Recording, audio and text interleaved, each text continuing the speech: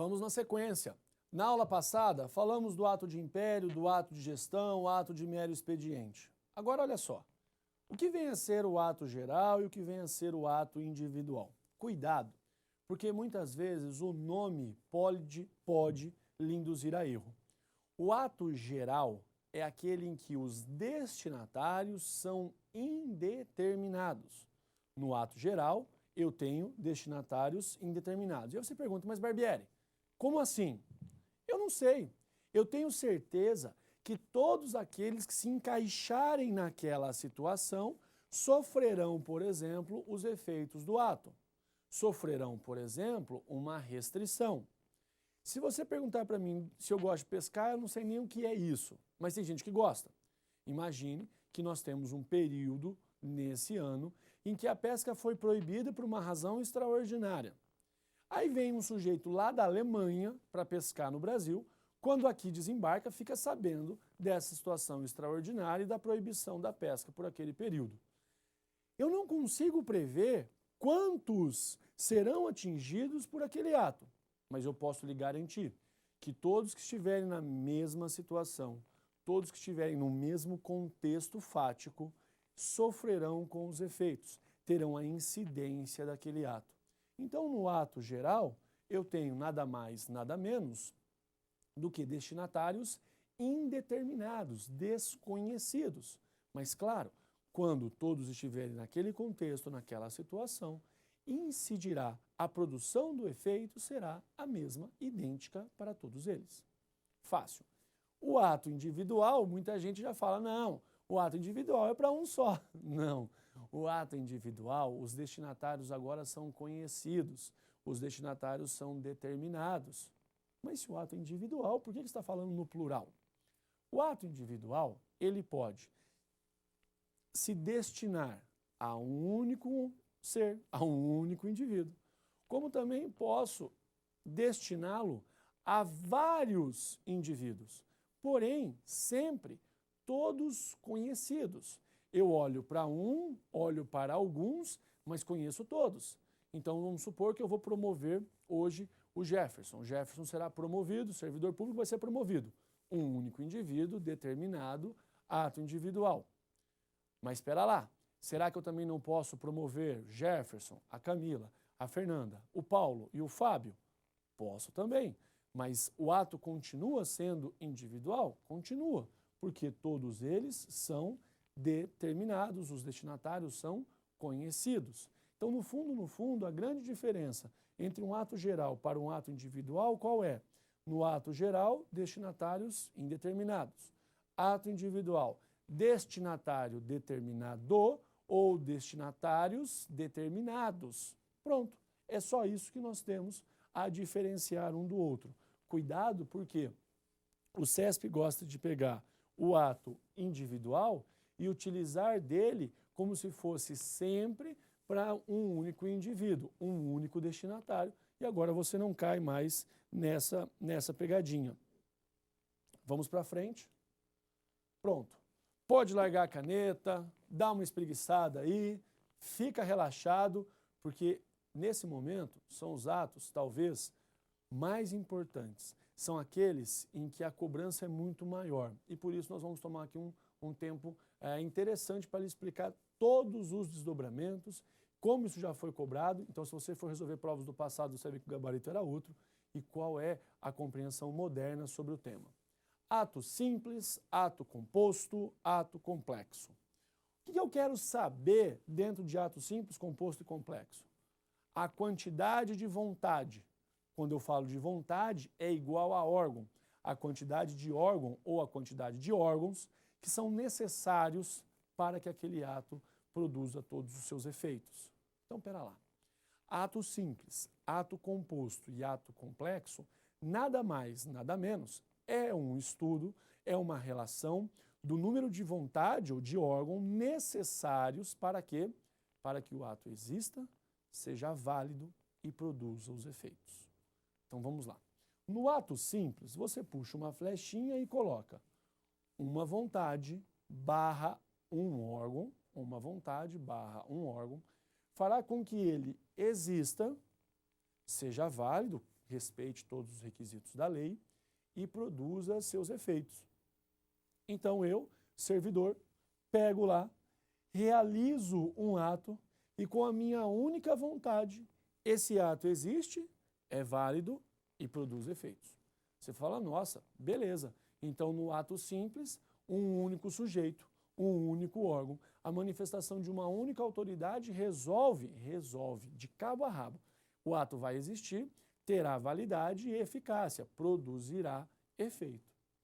Fácil. Aí você desce para o ato composto. Perceba que muitas vezes a terminologia composto e complexo inverte o real significado. Cuidado com isso. Ato composto. Uma única vontade, um único órgão, fará com que ele exista? Claro. Fará com que ele seja válido? Perfeitamente. Só que você percebe que tem uma tal condição de execuibilidade. Vamos por etapas.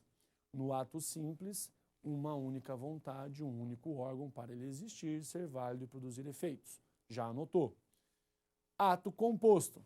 Agora as coisas mudam. Porque eu tenho uma análise de vontade principal, essa vontade e esse órgão fará com que ele exista e fará com que ele seja válido. Só que você diz, Barbieri, mas do que adianta o ato existir? Do que adianta o ato ser válido se não produz os efeitos? Pois é. Aí essa vontade principal é para existência e validade. Só que eu preciso de uma vontade secundária. Vontade secundária para quê? Para que produza os efeitos. Então quer dizer que nessa vontade secundária, para produzir os efeitos, eu chamo de condição de execuibilidade. Lindo! Condição de execuibilidade. Visualiza comigo que quando eu falo dessa condição de execuibilidade, não é para existir, não é para ter validade. A condição de execuibilidade é para produzir os efeitos. Então vamos lá. Se cair na sua prova vontade secundária ou condição de execuibilidade, é a mesma coisa. E tudo dentro de um ato composto. Para melhorar, imagina que você requereu na administração pública a prática de um ato. Você volta no outro dia, olha na mesa do sujeito, fala, aquele ali é o ato que eu preciso. Ele pega e fala, de fato, o ato existe, óbvio, é válido, cumpriu todos os requisitos da lei. Quando ele vai lhe entregar, ele fala, perdão, está faltando uma assinatura aqui do chefe do departamento, está faltando um visto, está faltando um confere, falta um carimbo, falta um de acordo, falta um ok. Mas o que é isso? Sem esse requisito, aquele documento vai produzir os efeitos? Imagina que você pegou aquele documento e foi até uma outra repartição. Chegou na outra repartição, entrega para a autoridade competente, o sujeito olha e fala, olha, está faltando aqui a assinatura. Você devolve. Se está faltando aquela assinatura, se está faltando aquele visto, aquele carimbo, quer dizer que não tem condição para produzir os efeitos. Mas se você pede para ele analisar o plano de existência e validade, está ok, existe, é óbvio, está ali, é válido sim, preencheu todos os requisitos da lei, ele fala, de fato está perfeito, é isso mesmo que eu preciso. Só que ele fala, só que enquanto não tiver essa assinatura, enquanto não tiver esse visto, enquanto não tiver o carimbo, o ok, do jeito que você quiser, eu não consigo produzir os efeitos. Para mim não vai adiantar de nada. Então eu preciso que você volte à repartição de origem e peça para completar o ato. Esse peça para completar o ato é a vontade secundária. Esse peça para completar o ato é a chamada condição de execuibilidade. Encontrou na sua prova condição de execuibilidade, pode caçar onde é que está falando que o ato é composto, porque é ali que é a resposta correta. Então veja, faça a separação. Uma única vontade, um único órgão, fará que tanto o ato simples quanto o ato composto tenha existência e validade. No ato simples ele ainda produz os efeitos, porém no ato composto eu preciso desse carimbo, eu preciso desse algo a mais. Esse algo a mais não é para que ele exista, nem para que ele tenha validade. Esse algo a mais é para que ele produza efeitos. Essa produção de efeitos Pode aparecer como vontade secundária? Pode, mas é mais provável, mais fácil que venha como condição de execuibilidade. Muita gente nem ouviu falar no termo, se embanana na hora de resolver a questão. Então nós já sabemos bem o que é o ato simples, já sabemos bem o que é o ato composto. Aí você chega para a análise do ato complexo. Na análise do ato complexo, muda bastante. Porque enquanto os dois primeiros, eles exigem uma vontade, pelo menos para existir e ter validade, no ato complexo muda. Porque no ato complexo, com uma vontade, com um único órgão, eu nem começo a brincadeira. No ato complexo, eu tenho que necessariamente ter uma vontade, um órgão de um lado, mais uma vontade e um órgão do outro. Em outras palavras, no ato complexo, eu tenho que necessariamente trabalhar com o quê? Com duas vontades, com dois órgãos. Aí sim, quando elas se conjugam, quando elas somam, quando elas se unem, aí o ato vai existir, aí o ato terá validade e aí o ato terá eficácia, produzirá todos os efeitos. Em outras palavras, com uma única vontade, com um único órgão, no ato complexo, eu não começo nem a brincadeira, porque ele sequer vai existir.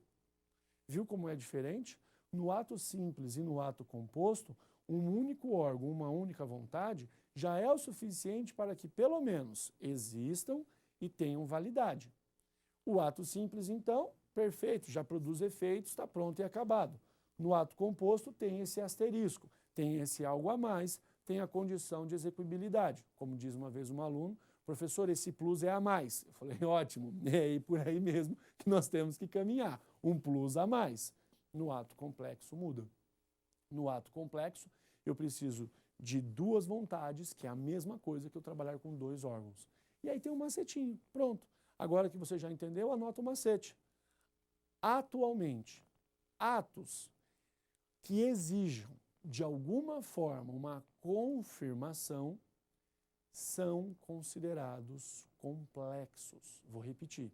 Atualmente, o ato que exija de alguma forma, uma confirmação, um fala, ó, confirmo, beleza, pode ir.